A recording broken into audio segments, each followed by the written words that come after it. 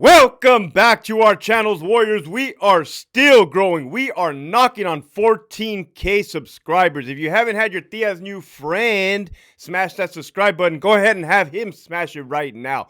First and foremost, let me give a shout out to the following patrons: Coach Ken, Cassandra, Miguel L, AI Vega, Fio, Claudia, Miguel, Let Our Actions Lead Others to Christ, John Wick, Big Bad 48, Nova, Jack, Linda, Michigan Wolverines, Marius, Chevelle 66, Gigi, Abuelita's Journey, and Douse Herrero. If you have not already signed up for that Patreon, make sure you hit that link in the description below. You are definitely missing out.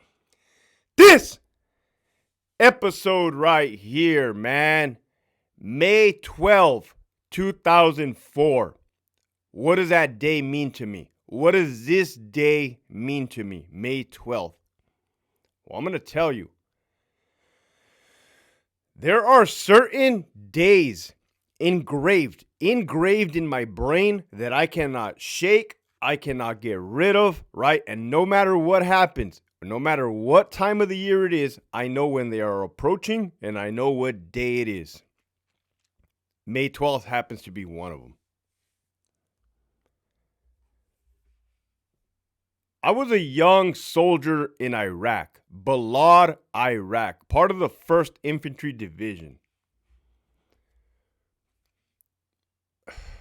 Our duties and missions consisted of going outside of the wire, doing patrols, ensuring that the insurgents weren't planting IEDs, ambushing us, and or returning fire, right? Closing with and destroying the enemy, by all means necessary.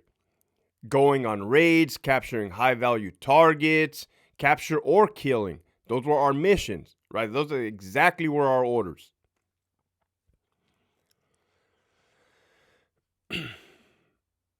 On the day prior to this day, our platoon, it's a platoon of 32 men, 4 squads. We used to go out in 2 squads at a time. Half the platoon would be outside of the wire. The other half of the platoon would be inside of the wire, inside of our FOB, FOB Palawada, a little camp. I believe it was 1st squad and 3rd squad. They got hit by a roadside bomb, an IED, improvised explosive device, out in sector. That was the first time our platoon, right, my brothers, had gotten directly hit in combat operations. They come back. We're happy that nobody got injured or killed, right?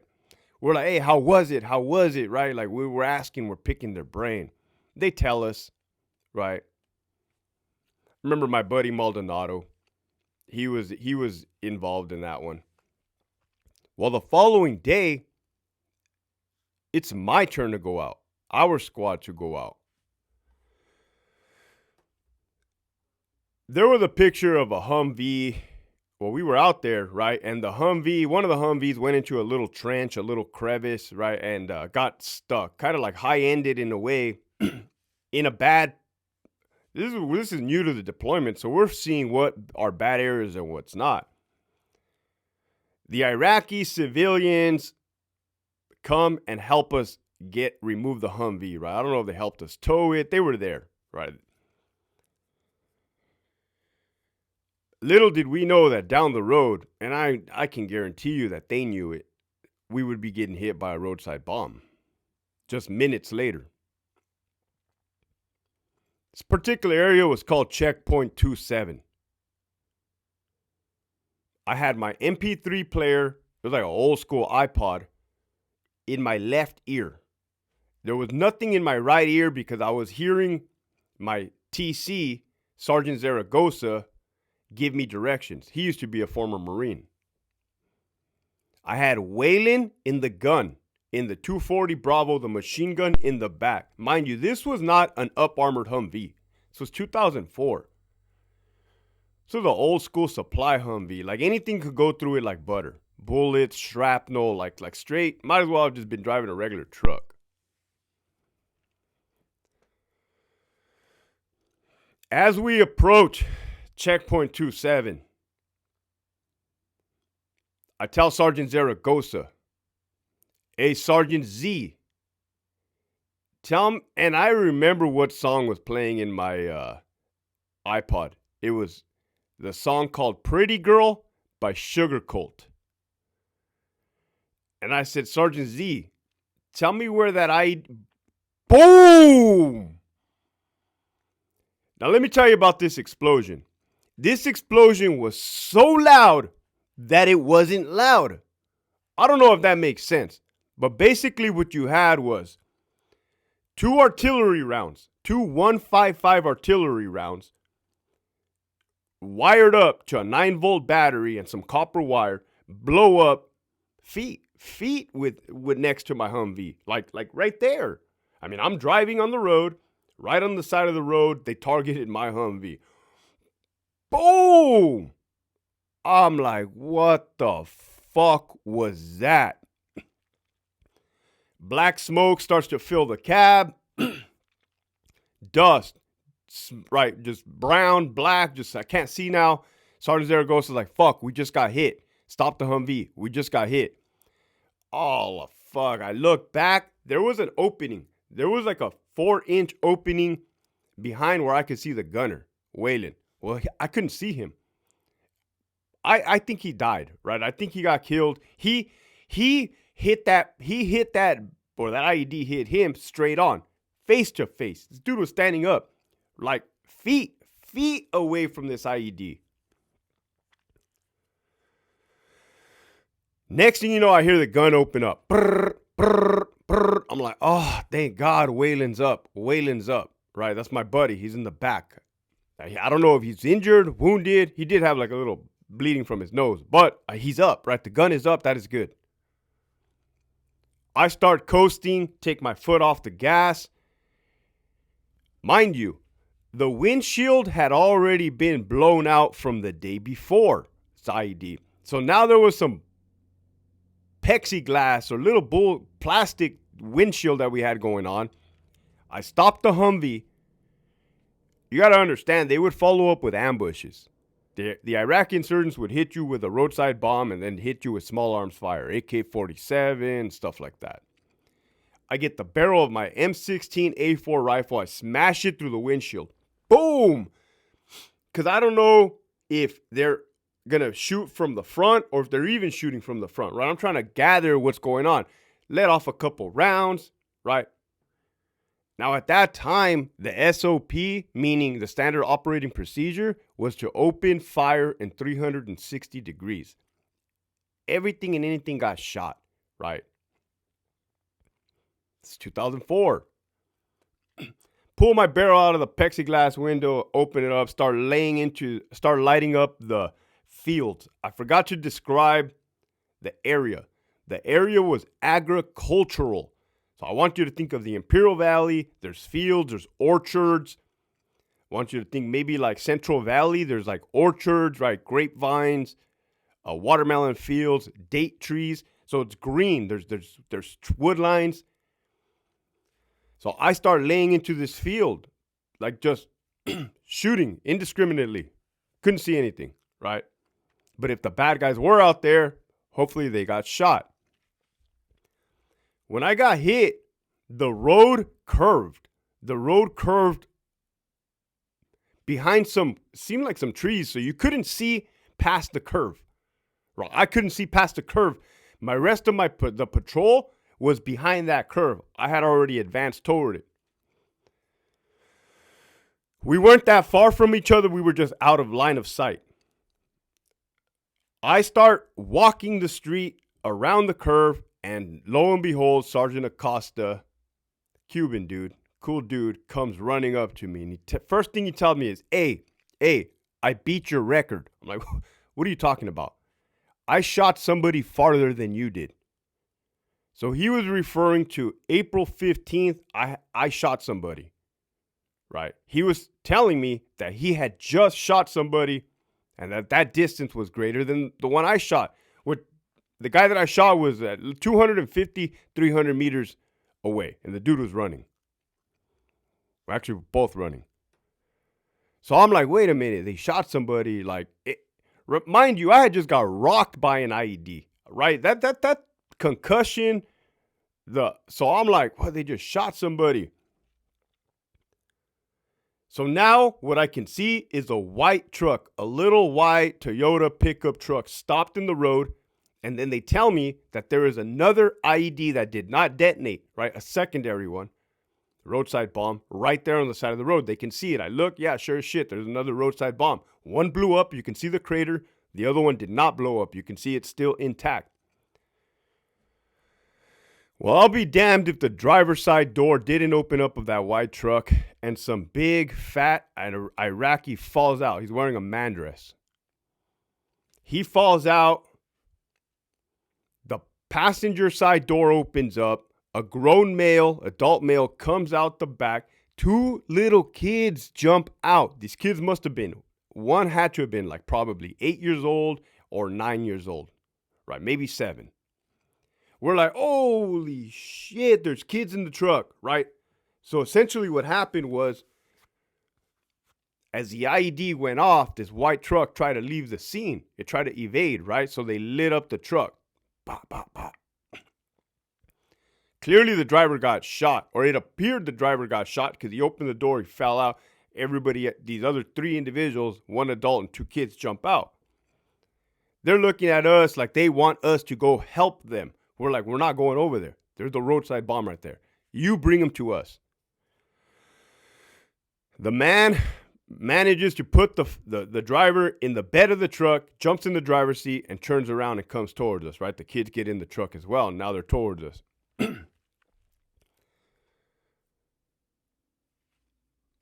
Now they drove right up on me, right? We're here, we're looking. The dude appears to be shot. There's no blood. Zero blood. And this is from a 5.56 round. 223 from an I don't know if the squad leaders had M4s or M16. So he probably had an M16. 5.56. No blood. So we're like, this dude is shot. Clearly he's shot the way he's acting. Now these kids are freaking out, right? Flipping out. We look at his little man dress. Yeah, there's a little tear in his dress, right? We kind of open it up. You can see a little, like a scratch, but it looked like a stab wound, right? For those that have seen the stab wounds with those little skinny shanks, the long ice pick looking ones, it looked like that. No blood, but you could tell there was a cut, right? This dude is spitting up blood and stuff, right? The kids are freaking out, right? Let's say anxiety. I didn't even know what anxiety was back then. I'm just telling you about what happened on May 12th. I had water bottles, right? We carried water bottles in our Humvees. I tried to give the kids a water bottle. They smacked it out of my hand. They're screaming their head off, right? And I'm like, oh, man. Like, I'm tripping out, right? I'm like tripping out. I'm like, I just got hit. I could have just died. How I'm not dead, I don't know. We just shot a dude. He's dying in front of his kids. That was the fucked up part about it. I didn't expect this. People talk about war. Man, I thought war was going to be the enemy's here, we shoot at each other, they die, we win, we go home. This was not that. This was, I just told you what this is unfolding. The guy dying is saying something to his children, he goes out, comes back to life. Says something to his children, he goes out, comes back to life. Kids are freaking out. They are watching their father die. He finally doesn't come back to life. He dies. He pooped his man dress and he died. He was barefooted. The individual that was shot was barefooted, dead in the back of the white truck. Kids have lost it completely. One of the sergeants goes and follows the copper wire. I told you the way they detonated these wires, these IEDs, was they would hook up a 9-volt battery to 2 artillery rounds and string copper wire about 100 meters, 200 meters out into the field, into a canal, and hide. And when the Humvee drove by, they will tap the little wire to the 9-volt battery, and that's all it took. Boom. Well, I'll be damned if there was not a pair of sandals. A pair of sandals at the end of that wire. The sergeant picks up the sandals. He comes back. He gets the sandal and he puts it on the dead guy's feet. Boom. It was a perfect fit. It was a perfect fit. I was like, what is this? What is this? This guy brought his kids and his brother to blow me up. And in turn, we killed him in front of his kids. That was the first time I told myself there cannot be a God. There cannot be a God if this is happening. Right? I grew up a Catholic. But that was the first time, like, oh no, this is hell on earth. This is hell on earth. And I'll eventually get to why I'm saying this right now. I remember I smoked a cigarette. Told one of the homies they gave me a cigarette. Smoked. Remember thinking about my grandma Rosie. You know, she had passed away of cancer when I was in high school, and thinking, is she my guardian angel? What just happened? What just happened?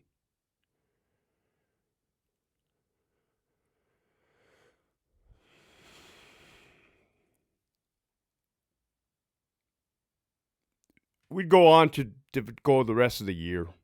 There would be many more roadside bombs, many more near-death experiences, many more Iraqis killed. Some of my friends killed.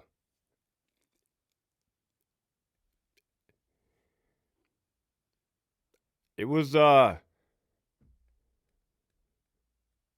war. All right, the message for today is, this is one day for me, right? Who knows what's going through somebody's day? What they're going through, right? Everybody suffers some sort of trauma.